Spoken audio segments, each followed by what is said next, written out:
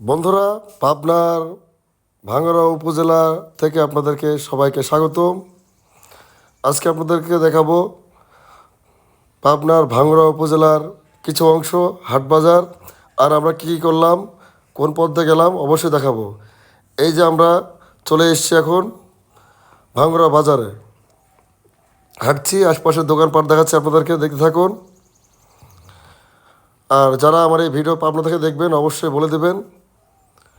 ভাঙ্গাড়া বাজারটা আসলে অনেক বড়, বিশাল বড় একটা বাজার, যা না দেখলেই নয়। আমি ভিডিও করছিলাম, পাশ দিয়ে অনেক ভাইরা যাচ্ছিল, তাকিয়েছিল হা করে, কি করছে।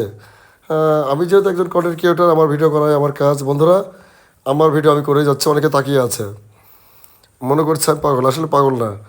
তো বন্ধুরা, আসলে মূলত আমরা দুপুর হয়ে গেছিলো, দুপুরে খাবার জন্য যাচ্ছিলাম হোটেলের দিকে, এই টাইমে ভিডিওটা করা।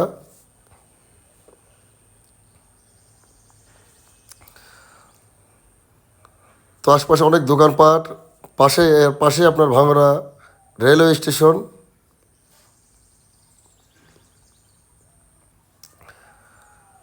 আমার ভাইয়ের সাথে যে, আমার ভাই প্রচুর পান খায়, আমিও ভাইয়ের সাথে যে পান খাওয়া শিখে গেছি। আমি অনেক দিন থেকে পান খাই, আমার এই ভাইয়ের কাছ থেকে আমি পান খাওয়া শিখেছি। আমার ভাইয়ের নাম মোহাম্মদ শাহিন হোসেন, সে একজন সাইনবোর্ড মিস্ত্রি। তো আমিও গেলাম আমার ভাইয়ের সাথে। আমার ভাইয়ের সাথে গেলে দাঁত তরমুজের বিচি হয়ে যায়। ভাই ডাকছে, আসো পান খা, পান খা, পান খা। আমি পান না, আগে দুপুরে খাবার খেয়ে আসি। আমার ভাই বলছে, তুই কি পাগল হয়ে গেছিস, দিনের বেলা যেখানে সেখানে ভিডিও করছিস, মানুষ কী বলবে। আমি বলছি, আমি কি কোনো খারাপ কিছু তো করছি না, ভিডিও করার কাজ আমার, তাই আমি করছি। তো দেখেন, আসলে বাংলাদেশ আর এখন আর গ্রাম আর পল্লী অঞ্চল বলে কিছু নাই, এটাও একদম শহরের মতন। আসলে এখান থেকে আমি এর আগেও অনেকবার গেছি ভাঙ্গুড়াতে, প্রায় 17-18 বছর আগে, তখন এগুলো কিছুই ছিল না। প্রায় 18 বছর পরে যে দেখছি ভাঙ্গুড়া পুরোপুরি চেঞ্জ হয়ে গেছে। বন্ধুরা, এই যে আমার ভাই পানের দোকানে দাঁড়িয়ে আছে, দাঁড়িয়ে বলছে পানলি পানলি, ভাত খাওয়াই হয়নি অথচ পান।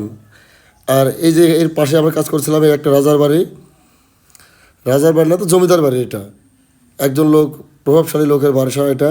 এখানে টিয়া পাখি ছিল এই গাছের, এই যে গাছের ফোটায়। তো এইগুলো ভিডিও করলাম বন্ধুরা। আর আমরা এখানে যেখান থেকে ভিডিও করছি তার উপরে দোতলা ছাদের উপরে আমরা কাজ করছি। খাওয়া দাওয়া শেষ করে আসলাম। তো খাওয়া দাওয়া শেষ করে আসে বন্ধুরা, পান খেয়ে দেখেন ঠোঁট লাল হয়ে গেছে, আর দাঁতের ভিতরে খিলান লেগে রেখেছে। আমার দাঁত আবার খোঁচাতে হয় খুব। তো বন্ধুরা,